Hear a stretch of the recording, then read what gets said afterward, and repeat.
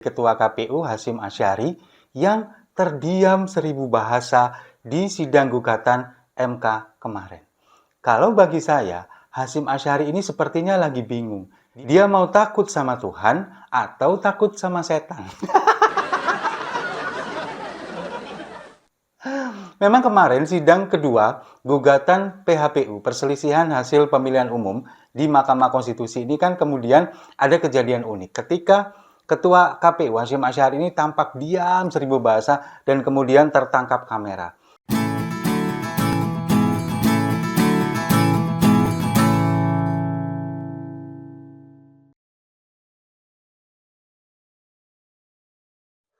Salam damai untuk Indonesia, berjumpa lagi bersama saya, Papa Dimas. Info kali ini datangnya lagi-lagi dari Ketua KPU Hasyim Asyari yang terdiam 1000 bahasa di sidang gugatan MK kemarin.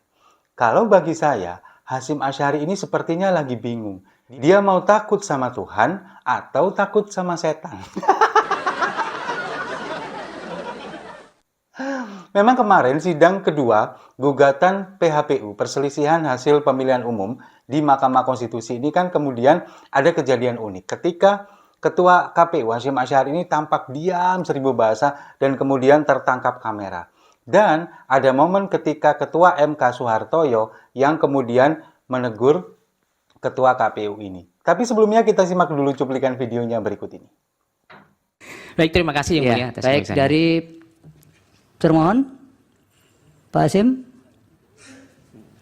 Bapak kok diam saja? Bapak kok diam saja? Karena sudah ada kuasa. Oh. Terima kasih Iya, Majelis. Saya kira kami mengikuti apa yang ditentukan Baik. oleh Majelis. Terima kasih. Bawaslu sama ya, nggak ada pertanyaan. Prof. Yusril, Pak Otto cukup? Sementara tidak ada yang mulia. Baik, dengan demikian sidang selesai dan ditutup. Nah, jadi memang tampak itu kemarin wajah dari Pak Hasyim Asyari, Ketua KPU itu tampak murung aja. Mungkin kemudian dia kan ditanyakan oleh Pak Soehartoyo, Ketua MK. Kok diam saja? Dia kan mengatakan sudah diwakilkan oleh penasihat hukumnya. Nah, ini kalau bagi saya melihat apa yang ingin membaca mimik muka dari seorang Hasyim Asyari. Ini tampaknya dia ini sekarang lagi galau berat. Ketika dia harus takut kepada Tuhan atau takut kepada setan. Begini, penjelasannya gini. Ketika dia melakukan segala macam bentuk kecurangan yang sudah disetting dari awal, lalu kemudian juga diintervensi oleh pengaruh dari penguasa, ini kan Hasyim Asyari sepertinya dia ini sebetulnya ingin melawan, tapi tidak bisa. Karena harus mempertaruhkan kredibilitasnya dia, lalu kemudian mempertaruhkan jabatannya. Mungkin salah satu hal yang membuat saya menyampaikan ini adalah ketika dia membacakan hasil keputusan tentang pemenang Pilpres pada tanggal 20 Maret yang lalu. Dia kan ada sedikit terbata-bata, kemudian mau nangis gitu. Itu kalau bagi saya seolah-olah dia ini lagi ingat-ingat dosa-dosanya. Bahwa semua yang dilakukan selama ini, apalagi didukung dengan seperti yang saya sampaikan di video saya kemarin, berulang kali dia ini melakukan pelanggaran baik dari DKPP maupun dari Bawaslu, memberikan peringatan, memberikan teguran keras. Kemudian dia juga berulang kali tetap melakukan itu meskipun mendapatkan teguran dan peringatan keras. Ini kan sepertinya mendukung bahwa apa yang dilakukan dia selama ini memang benar-benar banyak sekali pelanggaran. Dan kalau menurut saya, apa yang dilakukan oleh Hasyim Asyari ini bukan murni dari kesadaran dia sendiri, bukan. Tapi ada intervensi dari pihak-pihak yang memang ingin memenangkan pemilu ini dengan cara yang tidak fair, lalu kemudian dia punya wewenang dan punya kekuasaan. Lalu pihak mana? Ya itu tadi yang seperti saya bilang, setan itu. Makanya kemudian Hasyim Asyari ini bingung. Sekarang dia harus takut kepada Tuhan atau takut kepada setan. Kalau dia takut kepada Tuhan, lalu kemudian dia mengungkapkan ini semua di hadapan Mahkamah Konstitusi, dia kemudian berbicara apa adanya, jujur dengan semua yang sudah dia lakukan, otomatis dia akan mendapatkan ancaman, itu pasti. Mungkin jabatannya akan diambil, lalu kemudian juga keluarganya akan terancam oleh pihak-pihak yang saya sebutkan tadi. Pihak-pihak yang merupakan setan berwujud manusia tadi. Nah, kalau misalkan dia kemudian takut kepada setan dan kemudian dia melakukan ini semua, menutupi ini semua, mungkin dia yang dia takutkan adalah bagaimana pertanggungjawabannya dia nanti di hadapan Tuhan. Sepertinya itu yang ada di pikiran Hasyim Asy'ari. Makanya kemudian dia kemarin terdiam, seolah dia ini murung, tidak banyak bicara, mungkin juga kepikiran dengan semua yang sudah dilakukannya.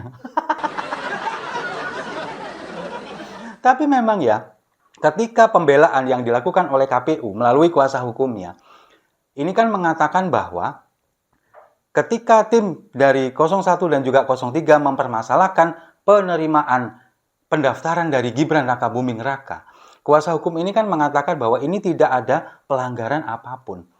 Bahwa sudah sesuai dengan aturan yang berlaku. Padahal faktanya mereka ini belum merevisi PKPU. PKPU ini direvisi setelah pendaftaran Gibran selesai.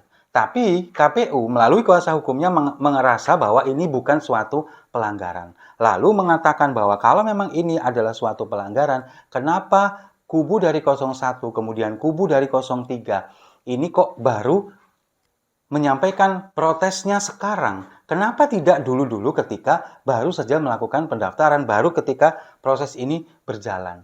Nah, sekarang logikanya begini. Pada sebuah pertandingan, katakanlah sepak bola atau mungkin voli atau mungkin ya olahraga apapun lah.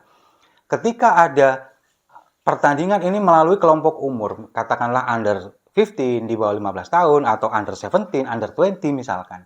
Ini ada satu peserta yang kemudian ketahuan ini nyolong umur. Ketahuan dia mempermudah umurnya. Harusnya dia ini umur 23 tahun, tapi dimasukkan umur 20 tahun sehingga dia bisa masuk menjadi kontestan dalam perhelatan olahraga di bawah umur 20 tahun itu. Nah, ketika pertandingan ini berlangsung, apakah kemudian pemain-pemain dari lawannya, kemudian tim pelatih, tim ofisial dari lawannya ini melakukan protes? Enggak. Mereka tetap menjalani ini meskipun mereka tahu bahwa si anak ini adalah nyolong umur. Mereka tetap melakukan ini. Karena apa? Karena kalau misalkan mereka melakukan protes di saat pertandingan berlangsung, kemungkinan mereka justru akan mendapatkan sanksi dari wasit. Mereka akan mendapatkan sanksi, lalu kemudian bisa jadi mereka yang didiskualifikasi karena mereka melakukan protes tanpa melakukan pertandingan. Pertandingan ini sedang berlangsung. Faktanya kan seperti itu. Nah, setelah pertandingan ini selesai, apapun hasilnya, mereka mau kalah, mereka mau menang, baru mereka kemudian mengajukan protes. Loh, anak ini loh, harusnya tidak masuk ke dalam skuad ini. Dia ini umurnya 23 tahun, kenapa sekarang dimasukkan dalam skuad usia di bawah 20 tahun? Itu yang terjadi. Nah, ini sama. Ketika proses pemilu ini berjalan, lalu kemudian mereka ini nanti misalkan disibukkan dengan protes, disibukkan dengan klaim bahwa anak ini tidak layak pencalonannya, ya mereka akan disibukkan dengan hal itu. Sementara kampanye yang harus dilakukan, ya harus dilakukan. Itu yang terjadi. Kalau misalkan mereka fokusnya kepada pelaporan pendaftaran yang kemudian ini dianggap melanggar, mereka akan kehilangan momen untuk melakukan kampanye. Sedangkan waktu ini terus berjalan. Begitu loh Pak. Kalau misalkan ini dulu-dulu dilakukan, mereka tim 01 dan tim 03, otomatis tenaganya, pikirannya, fokusnya akan fokus ke sana. Tentang pelaporan pelanggaran pendaftaran ini. Kemudian kampanyenya terbengkalai, ya otomatis mereka nggak mau rugi dong. Waktunya cuma 3 bulan. Nah, inilah yang kemudian membuat mereka akhirnya menggugat sekarang.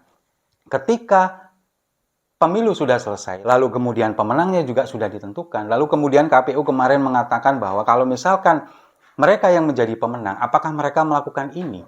Saya yakin pasti iya. Pasti tetap akan melakukan ini. Karena apa? Karena yang dicari ini bukan menang atau kalah, tapi ingin menjaga demokrasi ini, menjaga kewarasan kita terhadap demokrasi, supaya di kedepannya tidak dinodai, semangat reformasi ini tidak dinodai dengan politik dinasti oleh sekelompok orang yang ingin melanggengkan kekuasaan. Itu yang terjadi.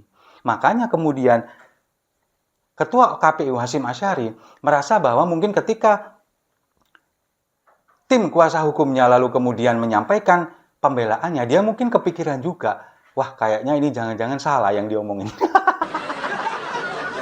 Makanya kemudian dia kepikiran, diem aja, bahkan sampai ditegur oleh Hakim MK, Ketua MK. Nah, kita sekarang hanya berharap kepada siapa? Kepada Hakim Konstitusi. Hakim Mahkamah Konstitusi yang benar-benar netral, yang benar-benar bisa membawa semua ini untuk menuju Indonesia yang demokratis. Kemarin Profesor Mahfud sudah mengatakan, jangan sampai marwah dari Mahkamah Konstitusi ini kemudian luntur hanya gara-gara masalah pemilu ini. Hanya gara-gara anak penguasa yang ingin menjadi penguasa berikutnya. Ketika Pak Mahfud menceritakan bahwa dulu MK ini pernah menjadi lembaga yang sangat dihargai, lembaga yang sangat amat kredibel, lembaga yang benar-benar menjadi panutan bagi lembaga-lembaga yang lain bahkan dari luar negeri, mendapatkan penghargaan. Jangan sampai di tahun 2024 ini MK kemudian terdegradasi hanya gara-gara nafsu penguasa. Setuju ya? Saya rasa itu. Terima kasih sudah menyimak. Jangan lupa like, komen, dan subscribe. Sampai jumpa di video-video saya selanjutnya. Salam damai untuk Indonesia.